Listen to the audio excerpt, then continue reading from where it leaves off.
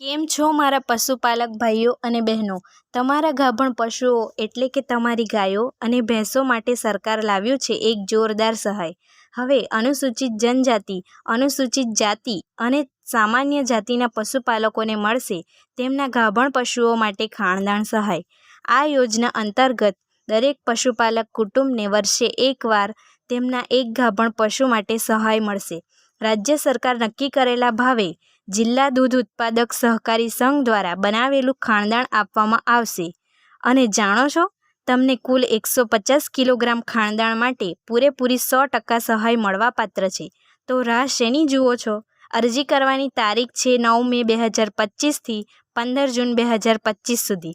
જલ્દી કરો. આ લાભ તમારા પશુઓના સ્વાસ્થ્ય અને તમારા પરિવારના વિકાસ માટે ખૂબ જ મહત્વનો છે.